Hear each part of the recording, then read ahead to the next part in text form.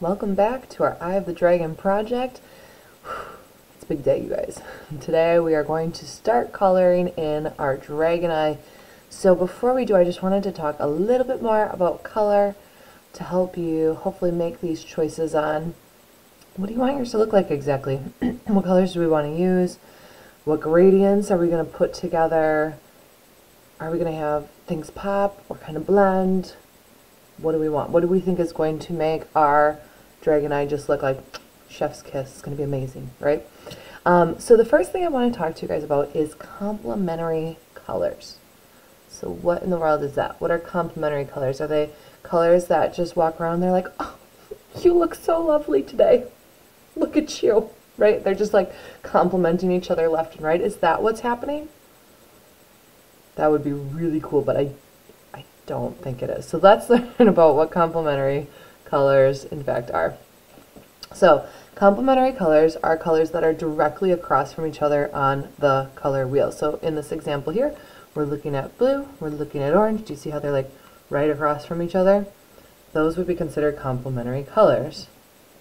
So here's our basic color wheel, right, with just our primary, secondary colors.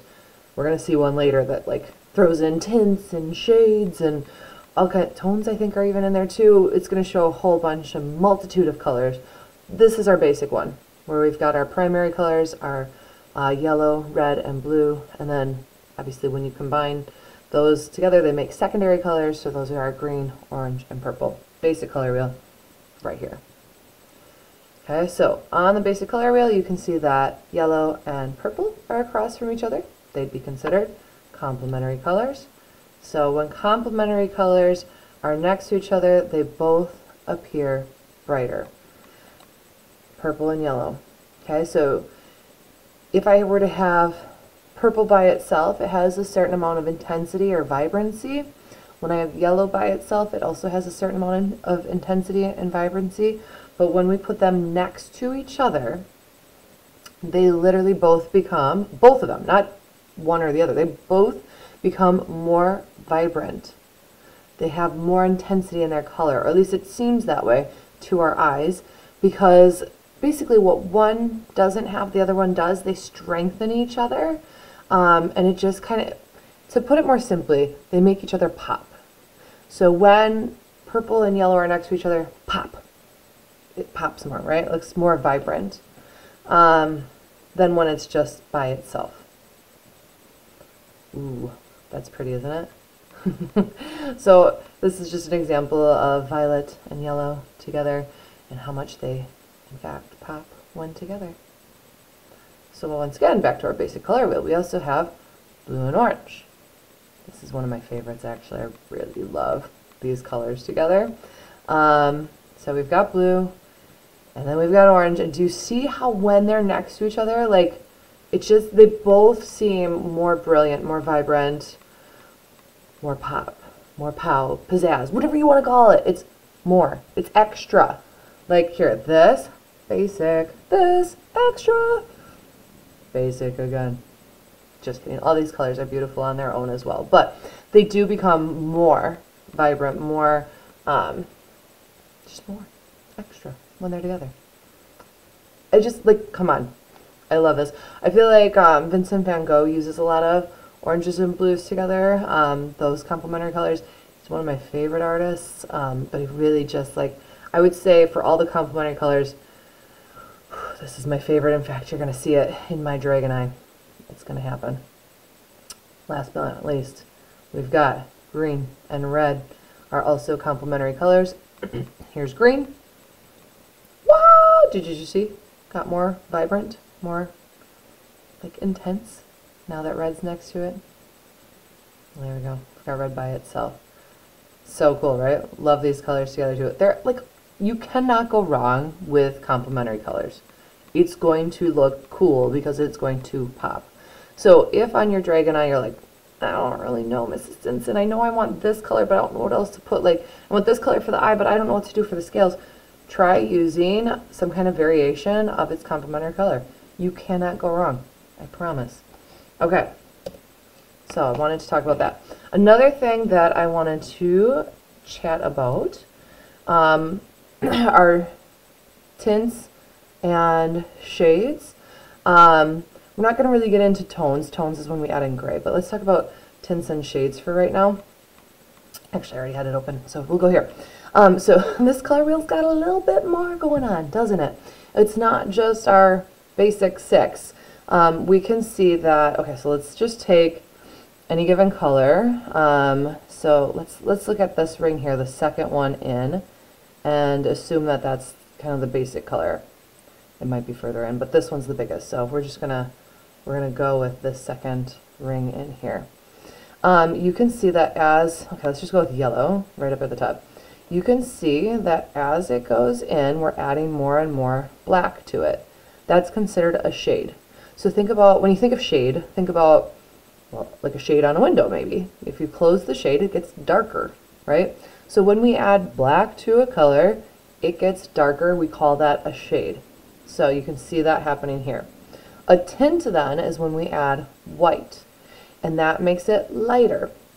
So just, you know, for clarification, if you've heard of the color blue before, maybe you have, maybe you haven't, I don't know. But if you've heard of blue before, now I want you to think of, have you heard of dark blue? Have you heard of light blue? Ooh, yeah, you probably have. All of that is, when I'm saying like dark blue or light blue, I'm talking about shades for dark blue and tints for light blue, where we add white. So that's really all that it is. But yeah, shade is when we add darkness, when we add black, and tint is when we add white. So another thing you can do with your dragon eyes, like let's say you do want to use blue, but we only have a couple of colors of blue in our oil pastels, so you're like, well, I want to have more depth to it than just like the couple colors of blue that we have. So what can I do? Try adding some shades, some black to some of the blues, like the darker ends of it, and then try adding some tints, some white, to lighten it. Okay, so that works too. Like I said, there's also something called a tone. We're not going to really get into that with this project, but tone is where we add gray, and that's when you get more of like those muted colors. I really love tones, but once again, we're not going to, I don't even, do we have a gray? I think there might be one, but we're not going to get into that with this project. So I wanted to make sure that I touched on that as well, just because it will give you more power with your color gradients if you know that you can mix black and white along with them. We'll also watch a catchy song, but for right now, let's move on to the actual demonstration. So let me switch my screen over here. First off, I just wanted to remind you guys that just like for you, and I said I'm giving you permission to fail, I'm doing the same for myself too, okay? So I started off with one dragon eye, and I liked it, but it wasn't quite exactly where I was going, or I wanted to go anyway. So I created another dragon eye. Actually, I'm going to flip this one around here so it goes like that.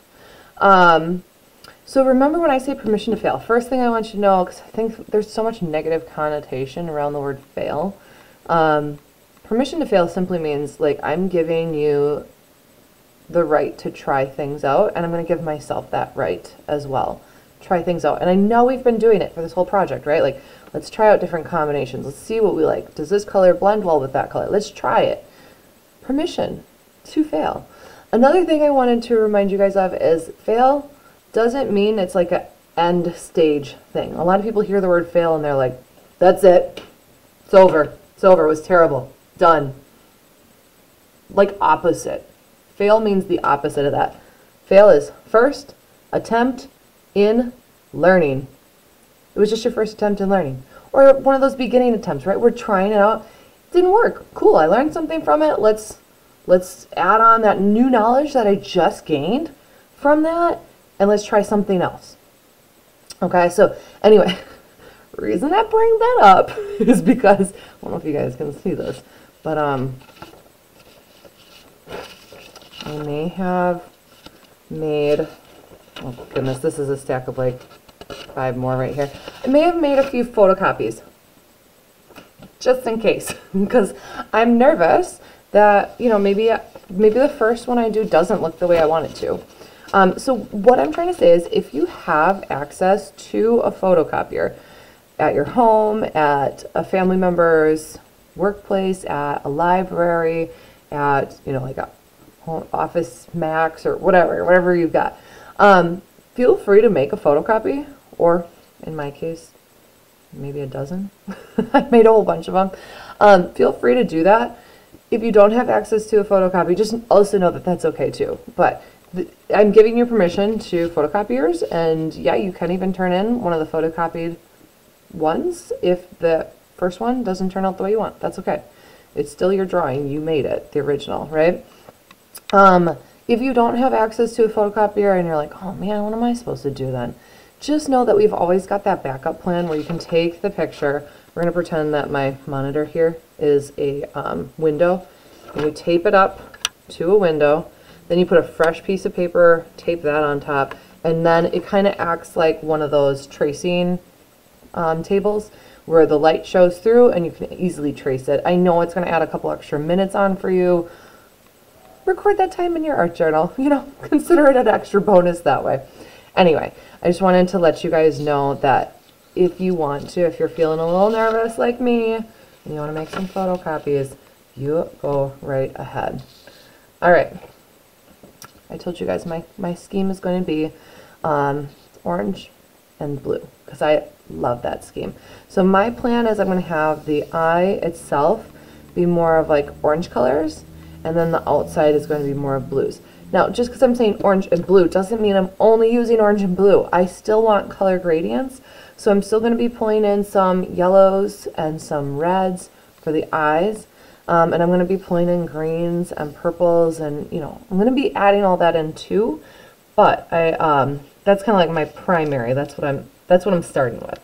My starting point. Okay. So when we're using our oil pastels, I guess one thing to remember is if you've got any, I don't know that I do on this one, but if you've got any bits that are looking a little dirty, not a bad idea. Just grab it out here. Paper doesn't want to go. To have a piece of scrap paper nearby. See, actually, there's a little bit right there. And kind of clean off your oil pastel before you get going. I don't know if you can see this too well, but there is a little bit of like bluish color in there. So, you know, instead of having it on my nice picture, it goes onto the scrap paper. Also, not a bad idea to have like a tissue or something underneath your hand just to help keep from smudging.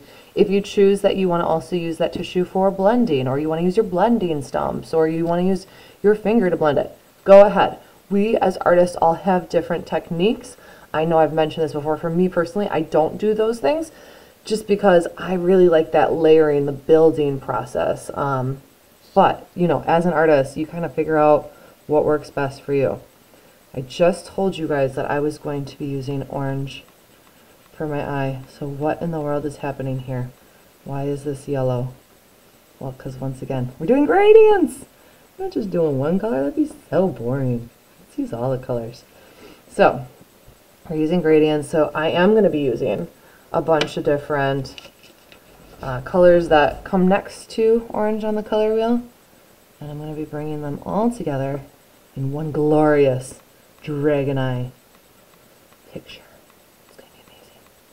Okay, so I'm just starting to get that blending process on, bringing those colors next to each other. Notice too, like my line is not straight, right? Like it's wiggly wobbly.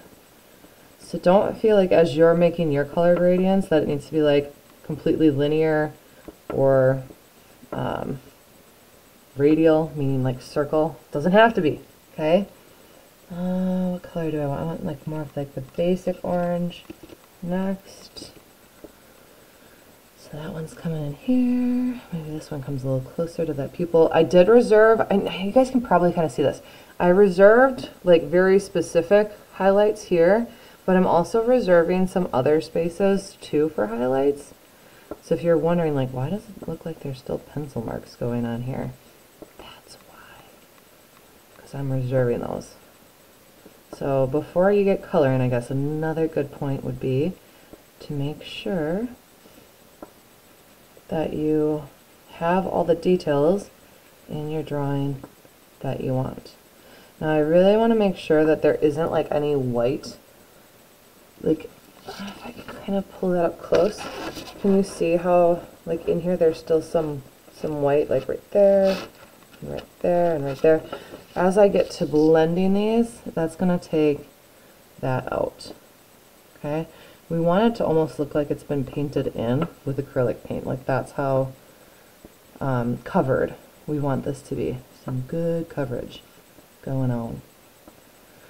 So I'm going to continue doing this. Now we have a total of 3 days plus our turn-in day, was always kind of like a bonus, right? To get this colored in. So you can kind of figure out as you're working on this, like I need to get at least 1/4 to 1/3 of it done each day. 1/3 you're on the really safe end. 1/4 you're going to have to be using that turn-in day as a bit of a buffer. Okay, so just keep on going.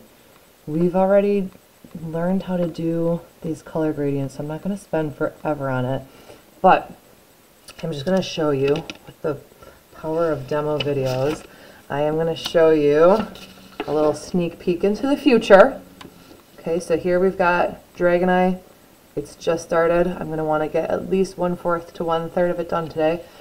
I'm going to skip ahead a couple of days and boom, you can see where we're going with this. Okay, so I've got mostly oranges on the inside. I'm getting mostly blues on the outside. Of course, I'm using all of those colors in the spectrum. You can also see, like, do you see here where with my red, I started bringing in some shades and making it really, really dark.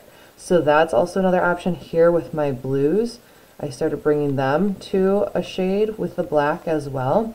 I don't know that I did much for tints. I haven't really done anything with that yet. Oh, you know what, maybe I actually did a little bit right in here. You can see where I brought my blues to, like with some white around the edges.